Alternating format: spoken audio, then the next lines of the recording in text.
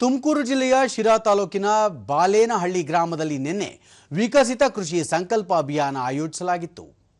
ಕೃಷಿ ವಿಜ್ಞಾನಿ doctor K N Jagadish, ಸಸ್ಯ ಸಂರಕ್ಷಣಾ ವಿಭಾಗದ ವಿಜ್ಞಾನಿ ಡಾಕ್ಟರ್ ಸೋಮಶೇಖರ್, ರೈತರು ಉಪಸ್ಥಿತರಿದ್ದರು. ಈ ವೇಳೆ ರೋಗಬಾಧೆ ಮತ್ತು ಸಾವಯವ ಪದಾರ್ಥಗಳ ಕುರಿತು ರೈತರಿಗೆ ಮಾಹಿತಿ ನೀಡಲಾಯಿತು.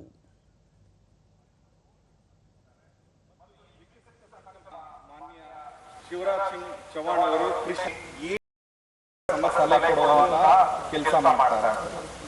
ಮೊದಲಿಗೆ ನಾವು ಬಂದಿರುವಂತದ್ದು ಅಡಿಕೆ. ದೂರದರ್ಶನದೊಂದಿಗೆ ರೈತ ಮಹಿಳೆ ತಾಯಮ್ಮ ಗ್ರಾಮದ ತೋಟಗಳಿಗೆ ವಿಜ್ಞಾನಿಗಳು, ಅಧಿಕಾರಿಗಳು ಭೇಟಿ ನೀಡಿ ಪರಿಶೀಲನೆ ನಡೆಸಿದರು. ಬೆಳೆಗಳಿಗೆ ಕೀಟ, ರೋಗಬಾಧೆ, ಸಾವಯವ ಪದಾರ್ಥಗಳ ಬಳಕೆಯ ಬಗ್ಗೆ ಉಪಯುಕ್ತ ಮಾಹಿತಿ ನೀಡಿದ್ದಾರೆ ಎಂದರು. ಎಲ್ಲರೂ ಸೇರಿದೀವಿ ನಮ್ಮ ಗ್ರಾಮದವರು. ರೈತರಿಗೂ ಕೂಡ ಪ್ರತಿಯೊಂದು ವಿಷಯದಲ್ಲಿ ಯಾವ ಮಾಹಿತಿ ಬೇಕಾ ರೈತರಿಗೆ ಆ ಮಾಹಿತಿನ ಅಡಿಕೆದಾಗ್ಬೋದು, ತೆಂಗಿಂದಾಗ್ಬೋದು, ಮಣ್ಣಿನ ಫಲವತ್ತತೆ, ಗೊಬ್ಬರದ ಬಗ್ಗೆ ಆಗ್ಬೋದು ಮಾಹಿತಿ ಕೊಟ್ಟಿದ್ದಾರೆ ಸರ್ಗಳು. ಪ್ರಗತಿಪರ ರೈತ ಪ್ರಕಾಶ್ ತಮ್ಮ ಭಾಗದ ರೈತರ ತೋಟಗಳಲ್ಲಿ ತೆಂಗು, ಅಡಿಕೆ ಬೆಳೆಗಳಿಗೆ ಬಾಧಿಸುವ ರಸ ಸೋರುವ ಕಪ್ಪು ಮೂತಿ, ಕೊರಕು ಹುಳ, ಅಣಬೆ ರೋಗದ ನಿವಾರಣೆಯ ಬಗ್ಗೆ ಉತ್ತಮ ಸಲಹೆ ನೀಡಲಿದ್ದಾರೆ ಎಂದು ತಿಳಿಸಿದರು. ಸಂಪರ್ಕದಲ್ಲಿದ್ದು ಎಲ್ಲ ವಿಜ್ಞಾನಿಗಳ ಮಾಹಿತಿ ಪಡ್ಕೊಂಡು ನಮ್ಮ ರೈತರುಗಳಿಗೆ ಪ್ರತಿಯೊಬ್ಬರು ರೈತರುಗಳಿಗೂ ಟ್ರೈನಿಂಗ್ ಕೊಡಿಸ್ಕೊಂಡು ಎಲ್ಲ ಮಾಹಿತಿಯನ್ನು ಹೇಳ್ತಾ ಅವರ ವಿಜ್ಞಾನಿಗಳ ಸಲಹೆ ಪಡ್ಕೊಂಡು ಯಾರ್ಯಾರು ಕೆಲಸ ಮಾಡಿದ್ದಾರೆ, ವ್ಯವಸಾಯ ಮಾಡಿದ್ದಾರೆ ಅವ್ರಿಗೆಲ್ಲ ಅನುಕೂಲ ಆಗ್ತಾ ಇದೆ.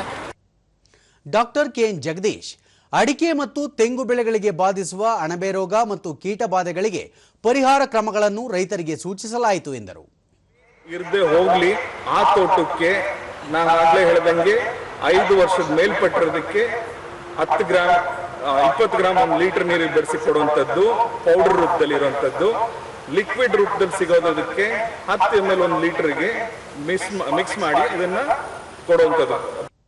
ಡಾಕ್ಟರ್ ಸೋಮಶೇಖರ್ ಬೆಳೆಗಳಿಗೆ ರಾಸಾಯನಿಕ ಗೊಬ್ಬರ ಬಳಕೆಯಿಂದ ಭೂಮಿಯಲ್ಲಿನ ಸೂಕ್ಷ್ಮ ಜೀವಾಣುಗಳ ಸಂಖ್ಯೆ ಇಳಿಮುಖವಾಗಿ ಬೆಳೆಯ ಇಳುವರಿ, ಗುಣಮಟ್ಟ ಕಡಿಮೆಯಾಗಿ ಕೀಟ, ರೋಗಬಾಧೆ ಹೆಚ್ಚಾಗುತ್ತದೆ.